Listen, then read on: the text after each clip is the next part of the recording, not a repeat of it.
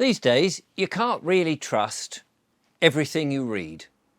And these days, you can't really trust everything that you know about history. It does seem that there are a number of big question marks about what happened in the past and did they really happen.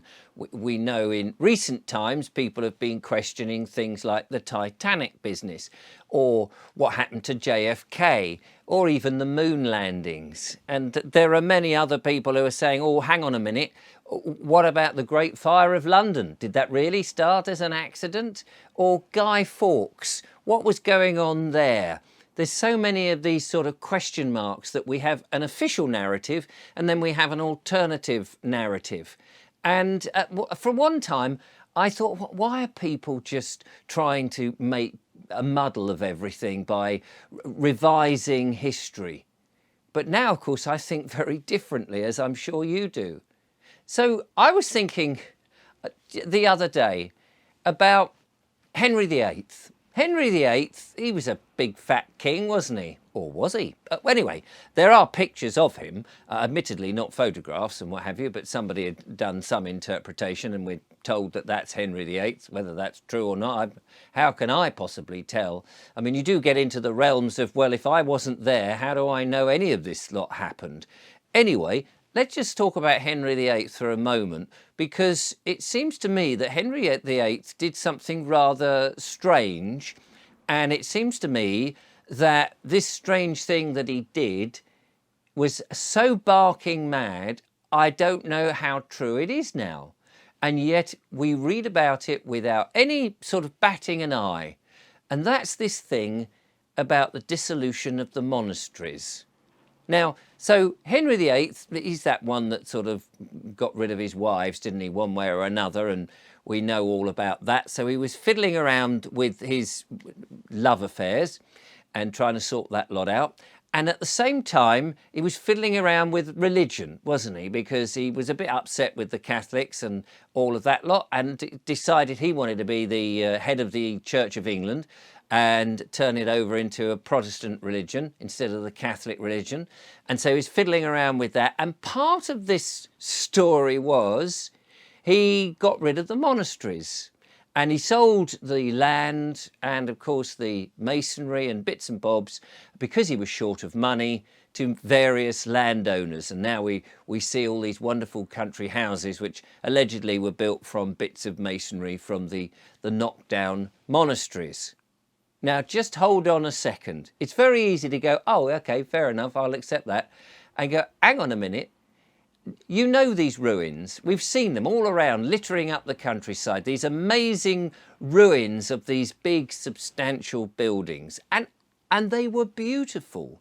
And the bits, the examples of what we have left, and then you see the artist's interpretation based on the ones that we've got left with all this amazing architecture, this incredible carving, the aesthetics, the domed roofs and all of this, the huge towers, the massive arch windows, the wide spaces, the vaulted ceilings, the choirs and the whole lot.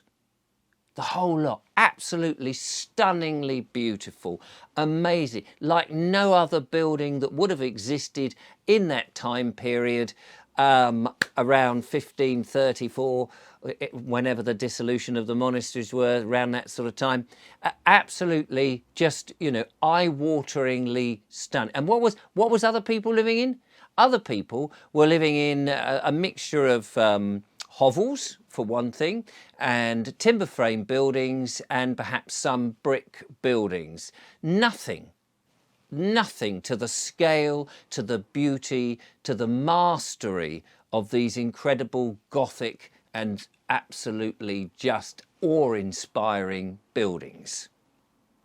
And Henry VIII thought, I know, bit short of cash, want to get to be the head of the Church of England, we'll just knock them down. Why would he do that?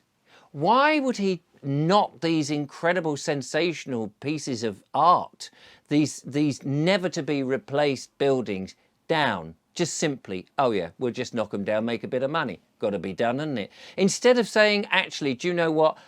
You're the abbot of this place. You're the head honcho of this one. You're the chief nun of this one. I'm going to take over. I'm going to have the rents from all the properties and everything else that you'll have, but we'll leave these lovely buildings intact. But I'm going to be the chief whip here and have all that money. Instead of taking over in that way, but leaving the buildings, no, he knocked them down. How? How did he knock them down? It all happened in a space of a few years. Now, I mean, these things took decades, probably a century or so to build. So we're led to believe, if we believe the technology of those days. I mean, we're talking about times, remember, in which people were riding around the countryside on their horses. These people are dressed in furs. You know, you always see the Tudors dressed up in their furs on these cold days. They've got a hawk on their arm. They're hunting deer and various other things, hogs and things like that.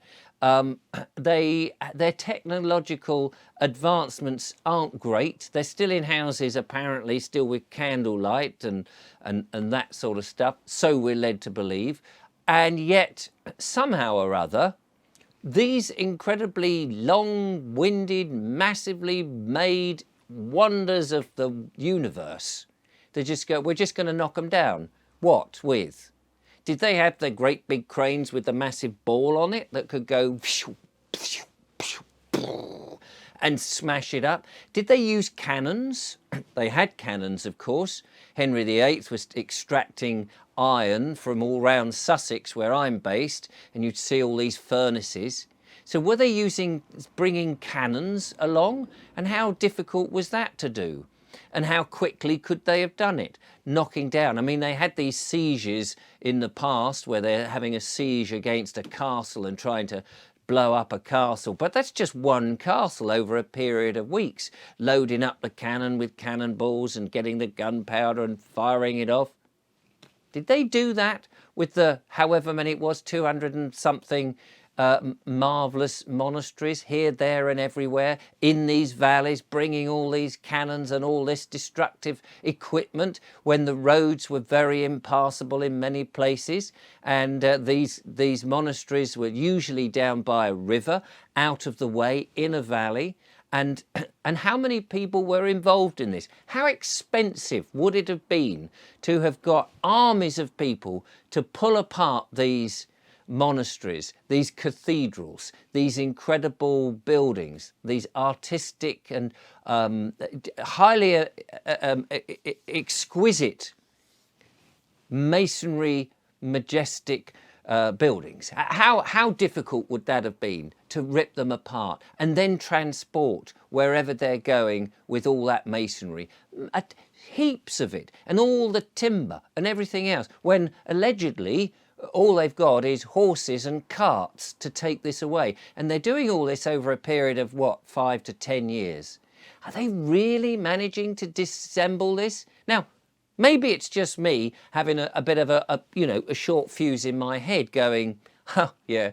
But it's so easy to read these things, isn't it, in a book. Henry VIII, he decided he didn't want the monasteries, so he just knocked them down and sold them to the landowners. I'd love to know how that was. Surely, somewhere, there's got to be accounts of all the different people that got involved, all the people who pulled it apart, and their wages, and all of that. And that must go into the thousands.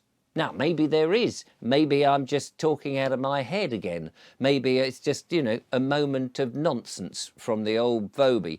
But I would love to know, A, why these stunningly remarkable buildings, the like of which nobody has ever replaced, and look at, here we are in the 21st century, and look at the monstrosities that we're erecting. We have no notion of how to do all of this incredible stuff that they did in the past.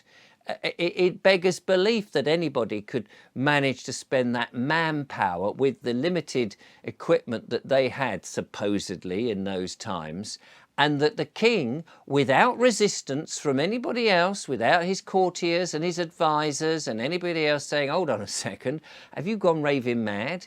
Are you sure you're going to do this? Knock all this down? What, for a little bit of money? Surely there's other ways. These are splendid buildings.